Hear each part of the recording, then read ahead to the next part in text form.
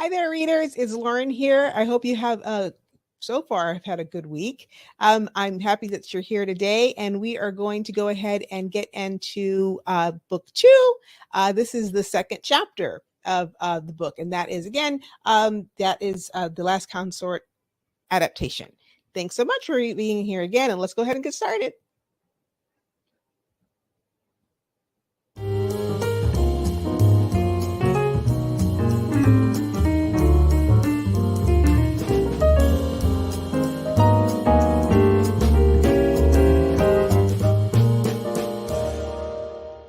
The hospital's administration team had knocked his own boss, and he'd hear about it. William had made encounters with one of them before and sensed that she had it out for him. The whole event was a failure when he saw their faces and he sat down in the interview with his eyes puffy and purple. William slipped on a pair of Ray-Bans and left the office after following the directives to close the door behind him. The mid-morning sunlight irritated his sore eye as he left the building, even with the shield of the shades. Then he saw on a bench reading a paper his old friend from the coffee shop, Alan. Alan, what the hell are you doing here? He looked up, a matching bruise under his left cheek and a bruise on his forehead. Eric, I'm sorry. You're sorry now? What do you want? I need to talk to you. William snatched the glasses from his face and leaned toward Alan. Why the change of heart between today and yesterday? William didn't trust him. He had a feeling his objections had suddenly changed within the last few hours. Please, Eric, you might want to hear what I've got to say. What if he was genuine? What if he went forward and pulled the bandage off with a quick pull by talking with Alan? But what if he was wrong about the whole thing? Walk with me. I'm going back to my hotel room. I'll walk with you there. William shrugged. He figured he had nothing to lose with the quick walk as long as he kept his distance, made no promises. Alan had never been a direct adversary, but he had always been pasty and easily swayed. He had never been true to Evans out of fear and always had been too complacent of Albert's often unreasonable demands. His sappy personality offered nothing to William, even after he had done for Alan with nothing in return. With his partner in crime, Albert, dead, William wondered who he played allegiance to. Alan walked with a slight limp on his right side, his arms covered by a light black jacket unnecessary in the warmth of the day. Thanks for deciding to talk to me, Alan began. You're the only person who would really understand. Why? Because of what you are. William silently walked ahead, waiting for where Alan's conversation was headed. You're a unique man, Eric. You're a walking weapon without the bullets with a kid who he knew nothing about. I don't like where this is going. I know. That's why I'm trying to be on your side here. They neared a hotel, the kind that always smelled of antiseptic, the walls thin enough to hear the television playing while a couple had loud sex. Albert is dead. I got a hunch you knew about that. And Evans knows about the little girl who had gone missing with genetic ties to you. I'm tired of working with Evans. I think he's losing it. He's working with the creep who enjoys killing folks now. Any folk, including us. Help me and Evans learns nothing about her being with her father.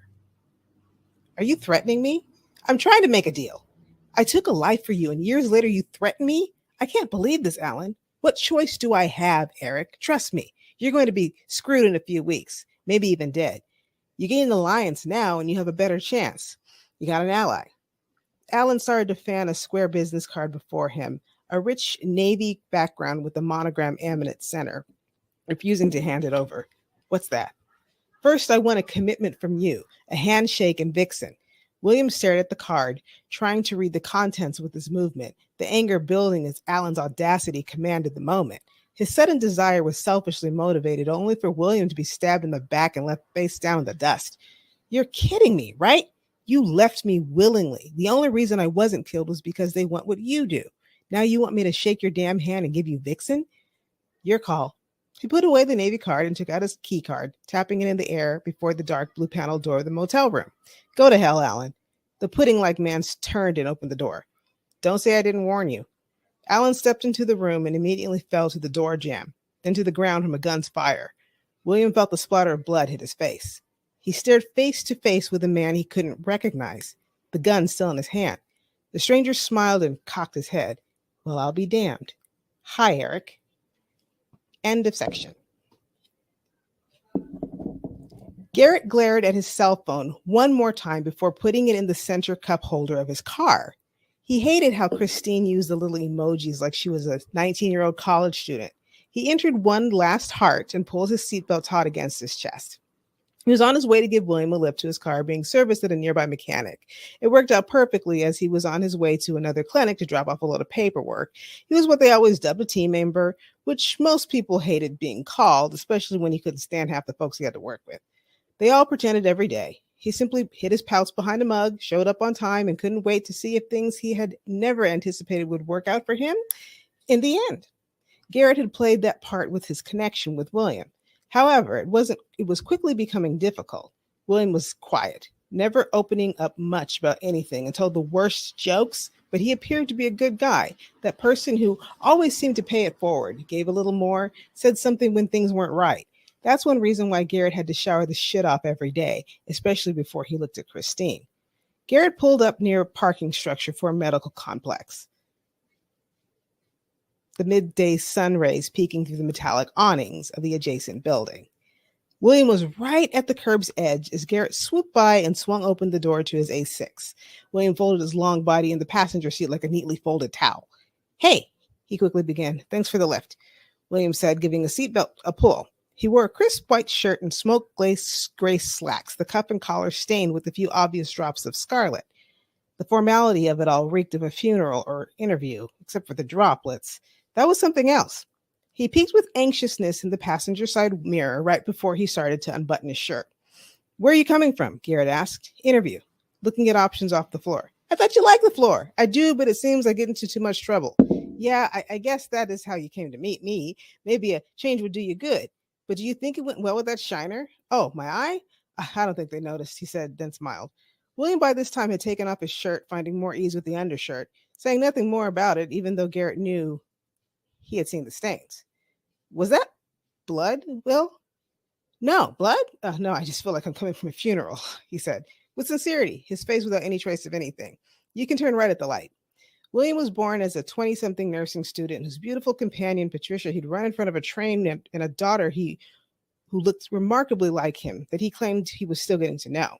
Garrett knew William's past, which he kept quite shrouded, was as mysterious as the afterlife.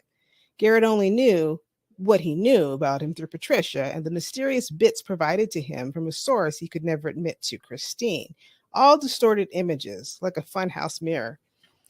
Even though Garrett was voluntarily existing in a shitty situation, he was still grateful to William and would always be. It was an obligation for those who saved other people's lives.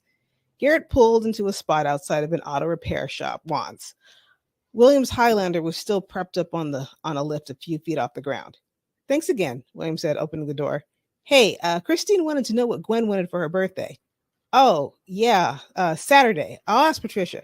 "Come on, Will, she's 13. Take a guess." "I don't know. This is the first birthday I'm ever spending with her." "Wait, what? I didn't know that. What happened there?" "It's just a complicated situation, Garrett. We're careful with what we say to Gwen. We love her to death, but we still getting to know her. We're all playing catch up." "Where was she?" William looked toward the shop just in time to watch his vehicle coming down to the ground. "Looks like we're just in time. Let me go see the damage. I told Pat not to put that crap gas in it from that station with the hand that looks like it's flipping you off. That's a sign to not even go. I'll see you later." Just a few weeks. She would have what she wanted in just a few weeks. It would be over. The pulling and tugging would subside, as long as he played circumstances correctly, as long as he hid behind it with a friendly smile, a pat on the back. Then he'd have to deal with the guilt. What that looked like was still questionable. He thought of the blood speckles on William's shirt, then activated a phone call. Call Russell. Section break. That Friday evening, William had insisted on ordering out Thai food from the restaurant a half-mile away, even though Patricia had insisted that she had dinner planned. He was stubborn like an old riddled car that refused to stop running, no matter how many years passed, but she loved him more and more with each stretch of time allotted and faded. He made her smile when she didn't think she had a reason to smile, a smile that continued below the surface, in her thoughts and her decisions. William slipped into the kitchen wearing a freshly laundered black polo shirt from the dryer, 2 brown bags in both hands he carefully placed on the counter before giving her a kiss on her cheek. his daily routine. The kitchen quickly started to bustle with the energy of all of them gathered, Alex questioning everything scooped onto his plate, while Gwen replied with her often questionable sense of humor, only to silently settle back to her previous actions without a word. She was eerily like William in some ways, personality seemingly relates in the genetic code as well.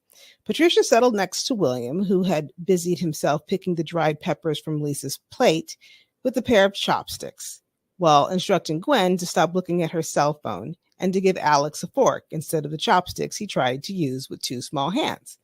He had taken to his committed role as a father to Gwen and extended it openly to Lisa and Alex without argument, seemingly finding an ability he didn't know he possessed. Most people never knew until that moment of definition suddenly appeared. For Will, it was a journey he'd probably never anticipated, yet he dove in. William had not been mentally present during the first few minutes of dinner that evening, despite the busy activities of picking peppers and instructing children.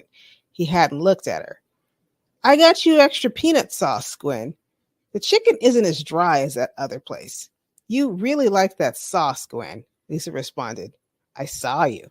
Be quiet, she snapped. William twisted the side of his face in an averted laugh while Gwen opened the lid to the styrofoam container, the brown sauce leaking from the sides against the white. How'd the interview go? Patricia asked. Oh, that. It went nowhere. Some woman from administration who hates my guts, who I interviewed with, didn't anticipate that. I'm going to lay off for a sec while this heals. Maybe call off tomorrow. He glanced toward her before quickly turning his head. Makes sense. Patricia noticed William's plate, a lone spring roll on the edge and nothing in the middle. You're not eating? No, he said in a long breath.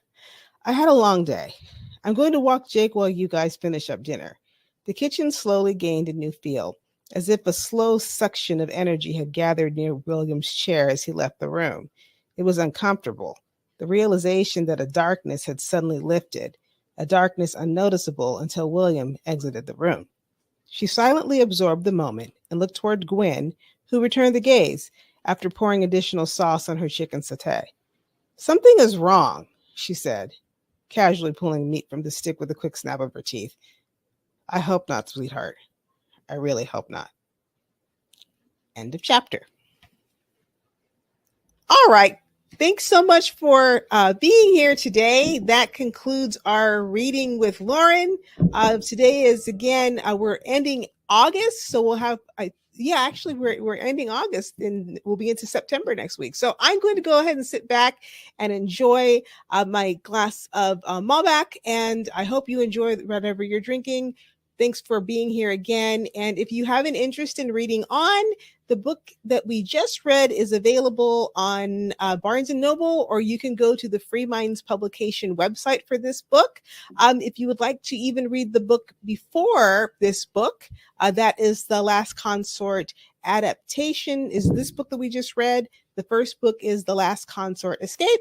If you'd like to read that one, that is available on Amazon, and you can check out the links from this broadcast. We'll post that for you as well. So again, thank you so much for being here. Also, I would love to hear your comments. You can leave that here. Thanks again, and take care. Have a great rest of your week. Bye-bye.